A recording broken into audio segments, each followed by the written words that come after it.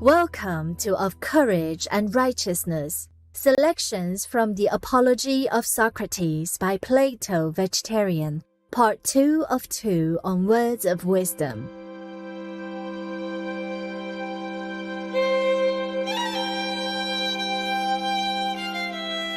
The venerated Socrates, vegetarian, was born in Athens, Greece, circa 470 BC. Many people consider him to be the father of Western philosophy. Others think of him as an insightful teacher and an enlightened master.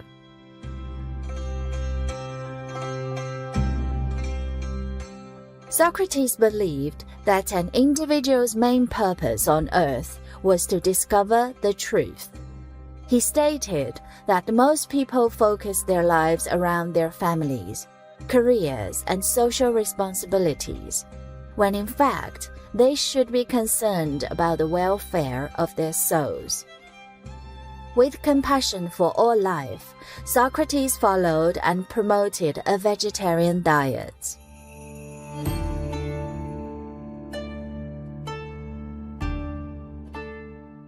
Most of the information about Socrates vegetarian, his life, and his philosophy was transcribed after his departure by two of his students, Plato vegetarian and Xenophon vegetarian. These disciples wrote about their master in several books, in which Socrates is depicted as the main character. One of Plato's most famous and influential works is the Apology of Socrates. This is the philosophical legal defense that Socrates used in the unjust court trial against him, which Plato recorded as an audience of the court. Here, Socrates expounds on the importance of being virtuous and choosing to do good even in the face of hardship.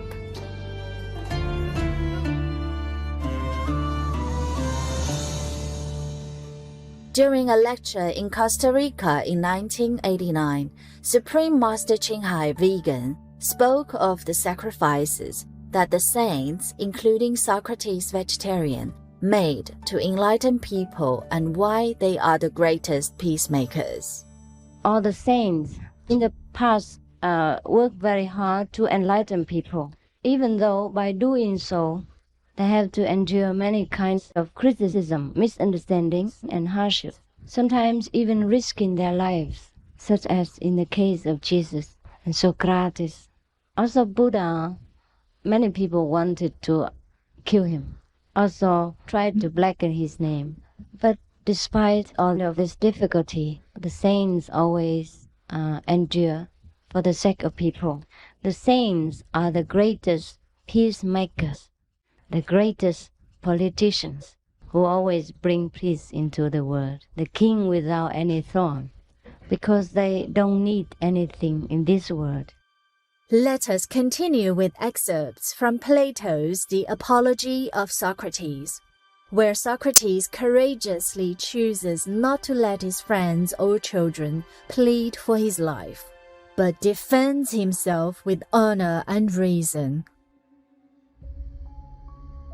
If they, when engaged in a cause far less than this, implored and besought the judges with many tears, bringing forward their children in order that they might excite their utmost compassion, and many others of their relatives and friends, whereas I do none of these things, although I may appear to be incurring the extremity of danger. For it is commonly agreed that Socrates in some respects excels the generality of man.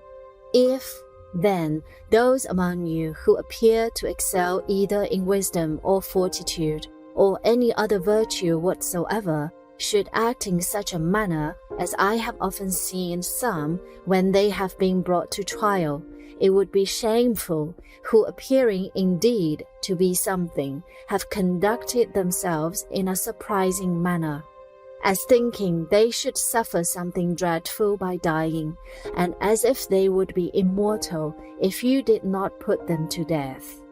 Such men appear to me to bring disgrace on the city, so that any stranger might suppose that such of the Athenians as excel in virtue, and whom they themselves choose in preference to themselves, for magistracies and other honors.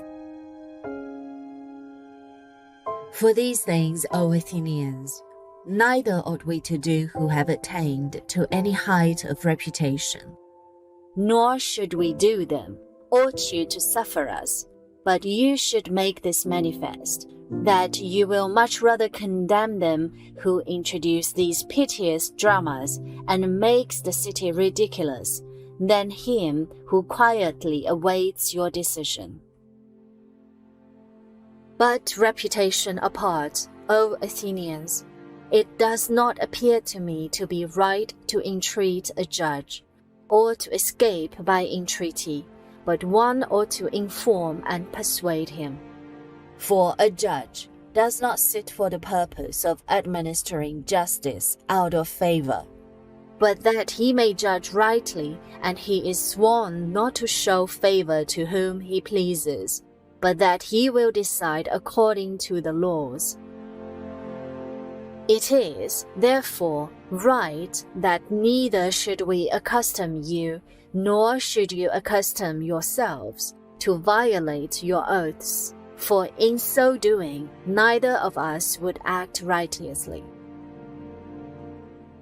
Think not then, O Athenians, that I ought to adopt such a course toward you, as I neither consider honorable, nor just, nor holy, as well by Jupiter on any other occasion, and now especially when I am accused of impiety by this Meletus. For clearly, if I should persuade you, and by my entreaties should put a constraint on you, who are bound by an oath. This, however, is far from being the case. For I believe, O Athenians, as none of my accusers do, and I leave it to you and to the deity to judge concerning me in such way as will be best both for me and for you.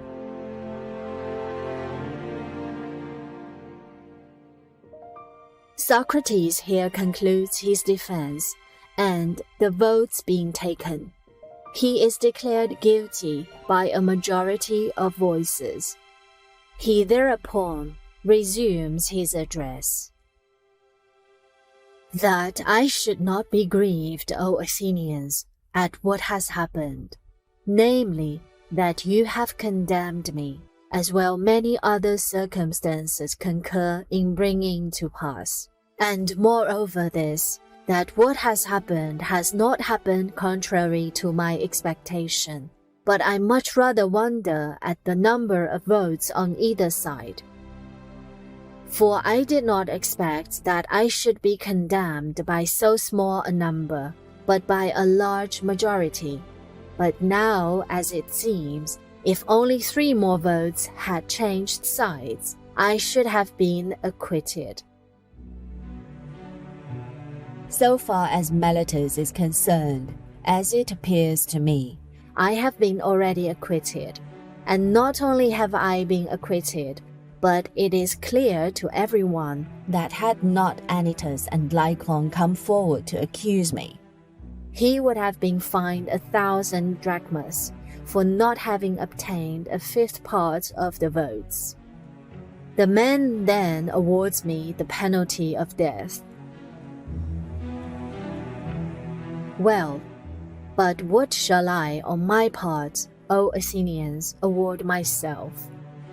Is it not clear that it will be such as I deserve? What then is that? Do I deserve to suffer, or to pay a fine?